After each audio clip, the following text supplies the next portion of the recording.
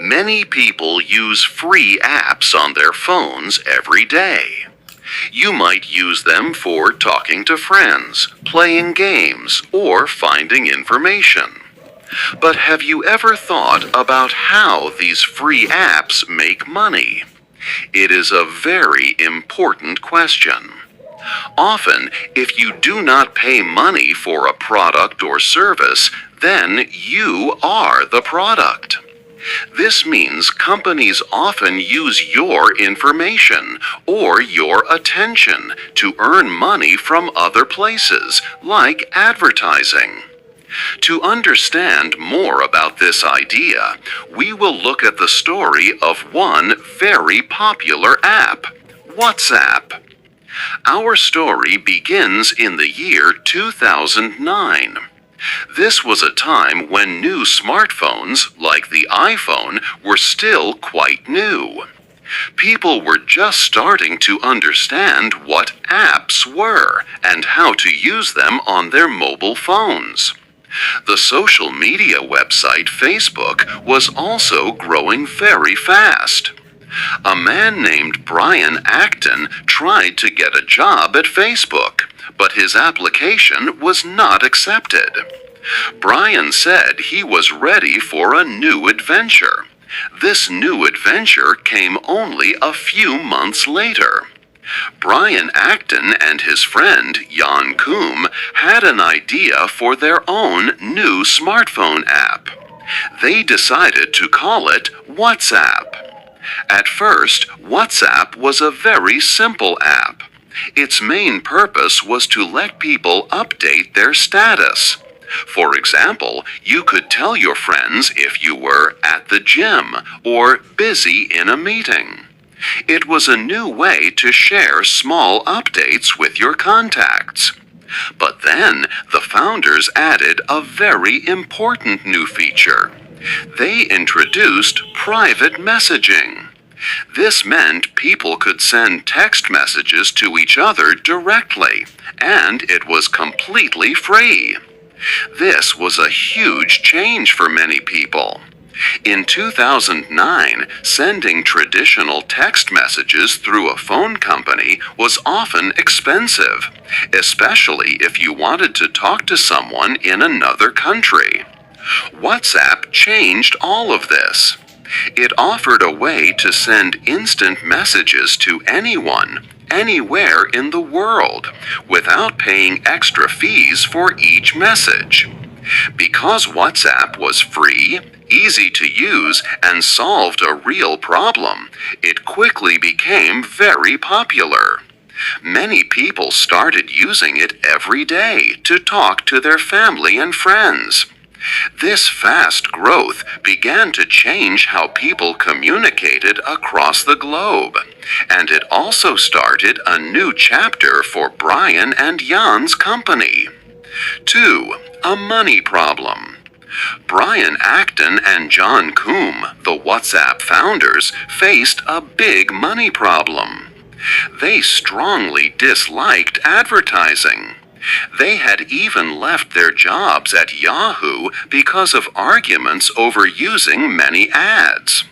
On their official company blog, they explained why they hated ads, making it clear this was not a business model for them. The founders also firmly refused to sell user data. Both Brian and Jan were strong privacy activists. For them, using personal information for profit was completely wrong. Their main goal was simply to build a great messaging app that people loved, without compromising user privacy. For a time, WhatsApp made no money. They used initial funds from wealthy friends they knew from Yahoo. To save money, they kept costs very low. The WhatsApp team worked from cheap IKEA tables and wore blankets for warmth. They were very careful with every dollar, unlike many fast-growing companies. However, WhatsApp grew extremely fast. More people downloaded the app, sending countless messages and photos.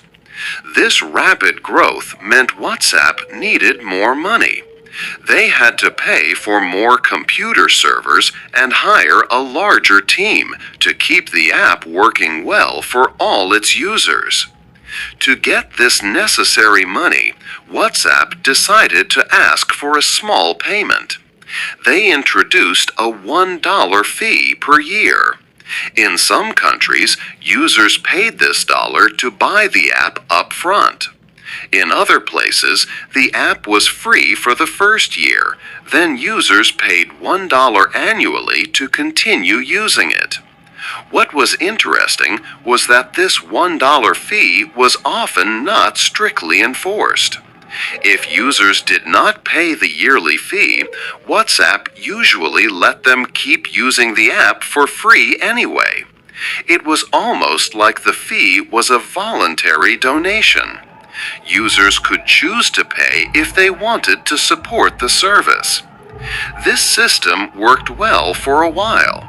It meant WhatsApp did not upset its users by forcing payments.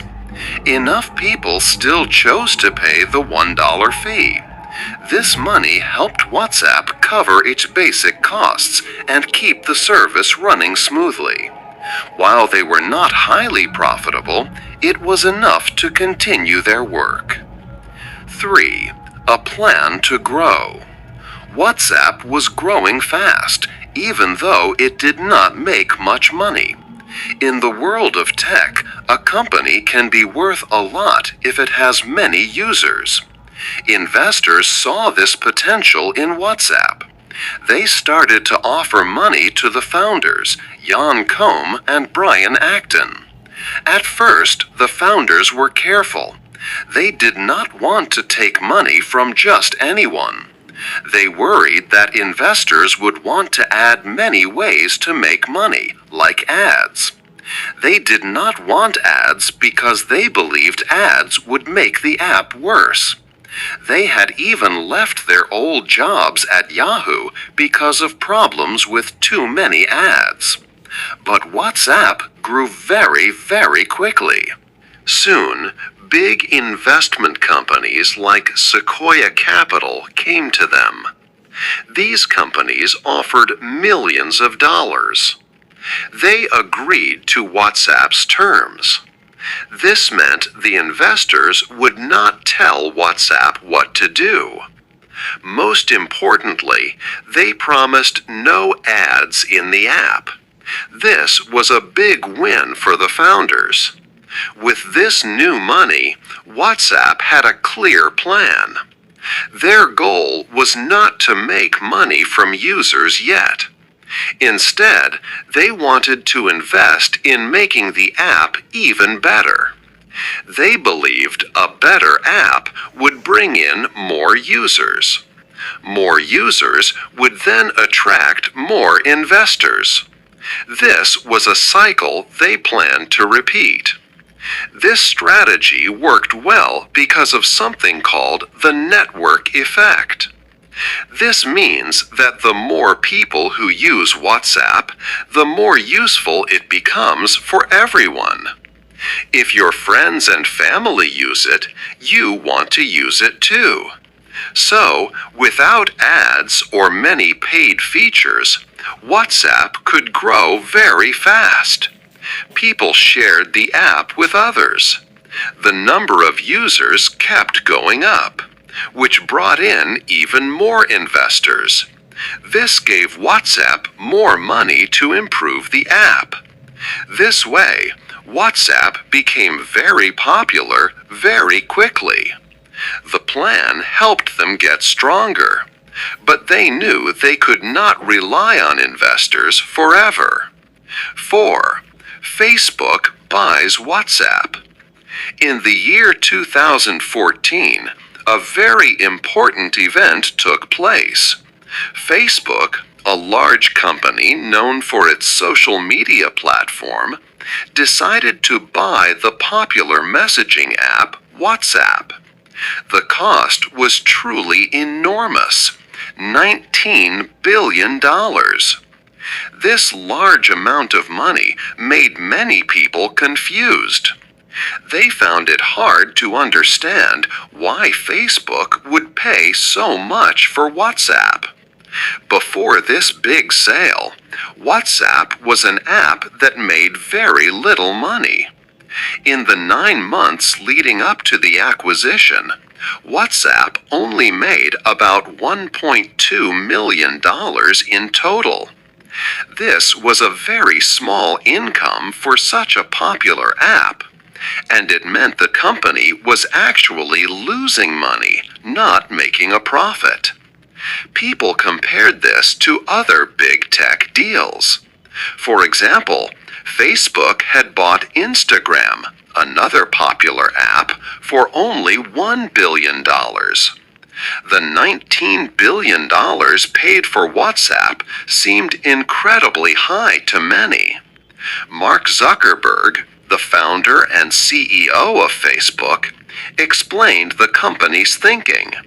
He told the public that the real value of WhatsApp was not in the small amount of money it was making at that moment. Instead, the great worth came from its massive number of users. WhatsApp had millions, even billions of people using it all around the world. Zuckerberg said that very few services could reach 1 billion people. He believed that any service with so many users was extremely valuable, much more than the money it currently generated. Zuckerberg talked about the strategic value and what the two companies could do together. He saw WhatsApp as a way to connect even more people within the Facebook ecosystem. However, he also gave a strong promise to the founders of WhatsApp, Brian Acton and Jan Koum. He assured them that WhatsApp would continue to operate as an independent service. There would be no demands for them to quickly start making money or change their way of working. This promise aimed to keep WhatsApp's original spirit, focusing on user experience and privacy even under Facebook's ownership. People hoped this meant WhatsApp would not introduce ads or begin sharing user data in new ways. 5. WhatsApp is now free. In 2016, WhatsApp made a big announcement. They said the $1 yearly fee would be removed. This fee, which was sometimes collected, was now gone completely. Many people saw this as great news. It seemed like WhatsApp would be fully free forever. On the surface, it looked like Facebook, the new owner, was happy to let WhatsApp operate without trying to make a direct profit. But the real reasons were more strategic and about business. Facebook bought WhatsApp for two main reasons. First, Facebook wanted to bring many more users into its larger system. Facebook makes money by showing personalized advertisements. To make ads better, Facebook needs to know a lot about its users. WhatsApp had a massive number of users, and importantly, their phone numbers. Phone numbers helped Facebook link people's online activities with their real-world identities. By making WhatsApp completely free, Facebook removed any barrier for new users to join. This growth gave Facebook more valuable user data. This data helped Facebook build detailed profiles, making it easier to sell products through targeted ads. The data from WhatsApp users was worth much more than $1 per year. The second key reason was to prevent other companies from becoming too strong. Mark Zuckerberg, the leader of Facebook, knew that other big technology companies, like Google, were also interested in WhatsApp.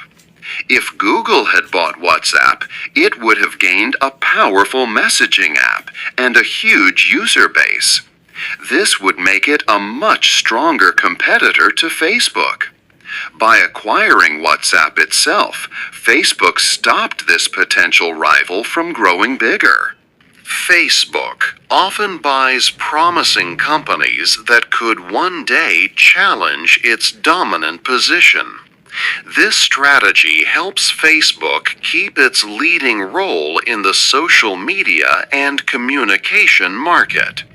So, while WhatsApp became a free service for its users, this decision was not about Facebook losing money. Instead, it was a smart business strategy. It was a plan to gather a much larger user base and collect more valuable information. This information would allow Facebook to make more money from advertising in the long term. Also, removing the fee and buying the app helped Facebook eliminate a potential threat from a rival company, ensuring it kept its strong position. 6. The founders leave. After Facebook bought WhatsApp, big changes started. Promises of independence and no ads began to break. This made the founders, who cared deeply about user privacy, very unhappy. In 2017, Brian Acton, one of WhatsApp's creators, left the company. He had strong disagreements with Mark Zuckerberg about how WhatsApp should make money. He also disliked Facebook's plans to share user data. Acton felt Facebook was not keeping its word. He gave up about $850 million in company shares. He left because he could not agree with Facebook's direction. Acton deeply cared for user privacy. He later used $50 million of his own money to start a new messaging app called Signal. Signal was created to compete with WhatsApp. It is a non-profit app focusing on security and privacy. Acton wanted Signal to be like the original WhatsApp. He even posted online telling people to delete Facebook. Problems grew when a European group fined Facebook. Facebook was fined for giving wrong information during the WhatsApp purchase. Facebook had said combining WhatsApp user data with Facebook data was not possible.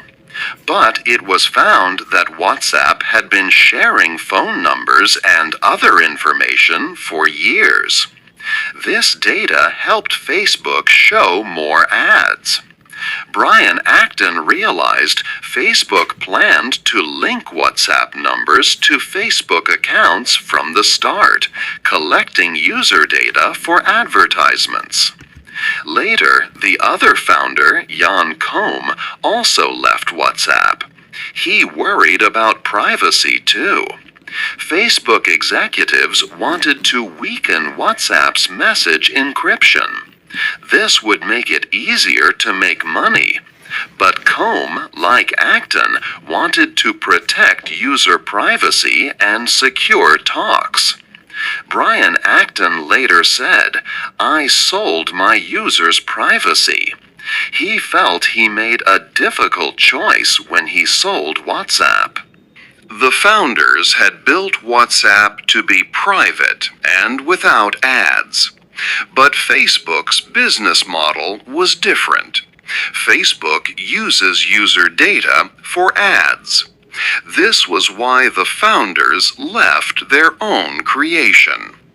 7. WhatsApp Today. WhatsApp today looks for new ways to make money. One new way today is called WhatsApp Business. This service helps companies talk to their customers and offer support. Big companies like Netflix and Uber have started trying this service. WhatsApp makes money if a business does not reply to a customer within 24 hours. This means businesses pay for slow replies. While this sounds like a good idea, it is not making WhatsApp very profitable yet on its own. WhatsApp also plans to show ads inside the app. These ads will appear in the status section. This is a big change from the early days when the founders hated ads. However, for Facebook, the biggest value of WhatsApp is still the user data. Facebook wants to connect WhatsApp, Facebook, and Instagram more closely. This helps Facebook gather more information about users. In early 2021, WhatsApp faced a big problem. Many users were worried about a new privacy update.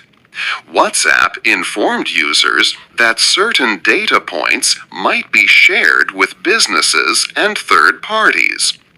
This data included phone numbers, profile pictures, names, status, login activity, contact lists, purchases, financial information, and even location details. WhatsApp first told users they had to accept this update or they could no longer use the app after February 8th. Many people across the world complained about this new policy. Because of the strong user reaction, WhatsApp delayed the deadline for accepting the update until May 15th, hoping to ease the concerns. However, the update was not truly a change to their privacy rules. WhatsApp had actually been following many of these data sharing practices for years. New requirements, especially from Apple, meant WhatsApp had to tell everyone about these practices publicly. So, the update just made existing policies clear to users. Even with these widespread privacy concerns, many people still choose to use WhatsApp daily. It is difficult for them to switch to other apps because almost everyone they know uses WhatsApp. This is known as the network effect. To stay connected with friends and family, most people feel they need to keep using it, despite the privacy issues. 8. A final thought. Many people think about whether companies like Facebook are evil because of how they handle data. It is important to understand that collecting data is a common practice for many free online services. It is not usually a secret plan. Most companies, not just Facebook, gather information to improve their services or show you relevant advertisements. We often make a choice.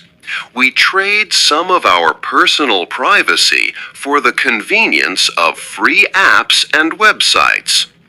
These services connect us, entertain us, and help us in many ways without asking for money directly. In return, they get to learn more about our interests and habits. This trade-off allows companies to offer their products without a direct cost to the user. WhatsApp itself is a very useful tool. It connects billions of people globally, making communication easy and often free. For many, it has become a necessary part of daily life. Its wide use, known as the network effect, makes it very hard for people to stop using it, even if they have concerns. However, if personal privacy is your main concern, there are other choices. Apps like Signal offer a strong focus on privacy. Brian Acton, one of the original founders of WhatsApp, later started Signal. This app is a non-profit foundation and prioritizes security and privacy. It is open source, which means its code can be checked by anyone for security. High-profile figures like Edward Snowden and Elon Musk have publicly endorsed Signal for its strong privacy features. Ultimately, the choice is yours to make. You must decide if the convenience of using a widely adopted free service like WhatsApp is worth the data it might collect. Or, if you prefer, you can choose an app like Signal that emphasizes privacy. It is always wise to be aware of what information you share online and how it might be used. Remember the important lesson. If you are not paying for the product, then you are the product. What do you think? Is the convenience of free apps always worth sharing your personal data?